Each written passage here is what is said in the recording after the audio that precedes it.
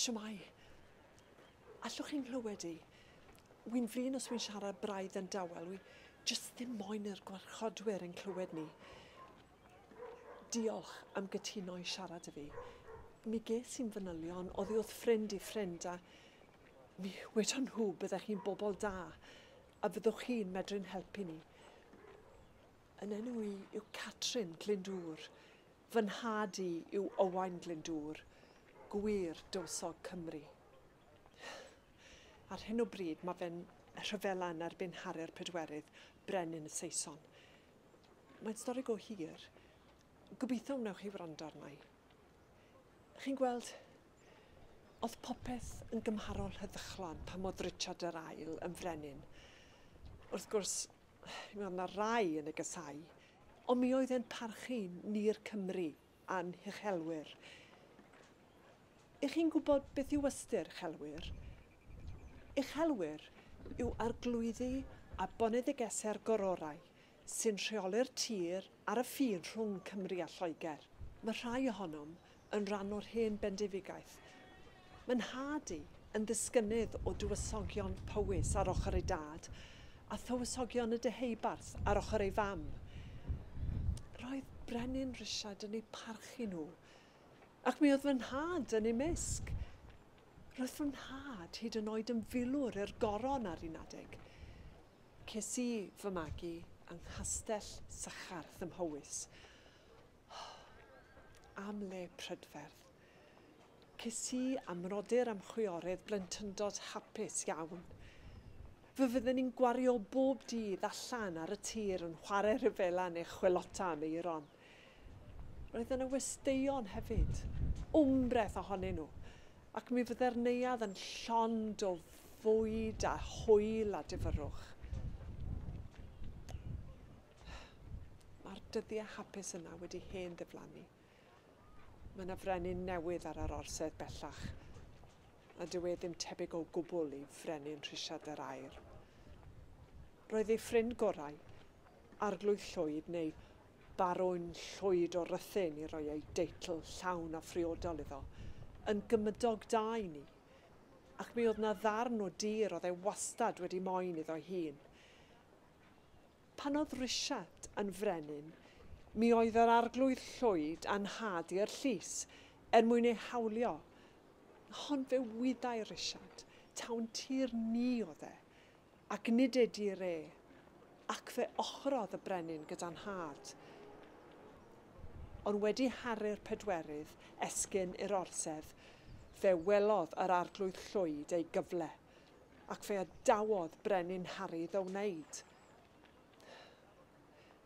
Fe wnaeth hyn upsetio'n had i'n llwyr.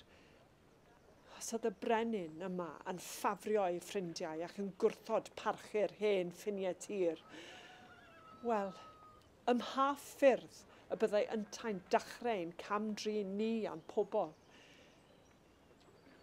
Ar yr 15 o Fedi, 1400, beth sy'n bellach yn cael ei alw'n ddydd Owain Glyndŵr, fe goronwyd yn had yn dywysog Cymru. Fe wedi gwmpasu a byddin enfawr o'i gefnogwyr. O hynny mlaen, doedd dim yn ei ateb, ac mewn byr o dro, fe dyfodd cefnogaeth ohono ledled y gogledd, gan ymosod ar gestyll a thir oedd yn nwylo'r goron a'r Arglwydd Llwyd.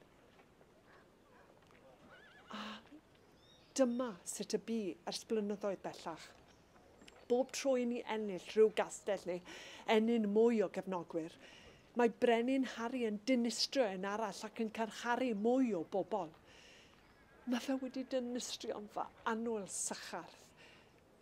Ac felly, yma i ni, yng Nghastell Harlech. Hwn yw'n nghastell i a'n heulu bellach. Wy'n ofni nad yw'r lle ma'n ddiogel bellach. A dyma pan dwi angen eich help chi. O'r muriau, mi allan ni weld byddin y brenin yn agosau. Fe wedodd ffrind sy'n gwybod amdano chi, taw chi yw tîm dianc o'r castell, eich bod chi wedi helpu bobl bwysig o'r blaen i ddianc pan eu bod nhw dan fygythiad neu wedi y carcharu. A bod ganddoch chi bwerau dirgel o'r dyfodol. Wedi clywed bod byddin y brenin yn y sai a bod nhw'n bwriadu ymosod ar y castell a chanonau. Eich gorchwil chi, y tîm dianc o'r castell, yw dyfeisio 2 ffordd gwahanol o ddianc o'r castell. Wi wedi anfon atoch chi 2 gynllun llawr, un sy'n dangos deryddiaeth y castell, a'r llall sy'n dangos lleoliad yr ystafelloedd tu mewn. Defnyddiwch rhain ynghyd a'ch gwybodaeth arbenigol i greu 2 ffordd gwahanol. Felly, pan fydd y brwydro'n dechrau, os fydd un ffordd yn amhosib, fe fydd dan ni gynllun arall. Falle, y byddwch chi hefyd yn medru darganfod o ba gyfeiriad y bydd y brenin yn bwriadu ymosod. Ac os wnewch chi, fe allwch chi ddefnyddio'r wybodaeth yma i greu ffordd ddiogel i'n had allu dianc. Wi'n credu bod i'n anochel y cafu fy nal. Ond os bydd hynny'n digwydd, bydd hi'n bris gwerth i dalu mwyn sicrhau diogelwch yn had. Chi'n gweld, os lwyddydd e ddianc yn fyw, oddi yma, fe fydd ei freuddwyd yn parhau a'r brwydr dros Gymru. Cymru sy'n cadw ei phobl a'i breuddwylion yn ei chalon, ble fydd hen wlad fy nhadau o'n goroesi. Allai ddim wneud hyn ar fy mhen fy hun. Newch chi'n helpu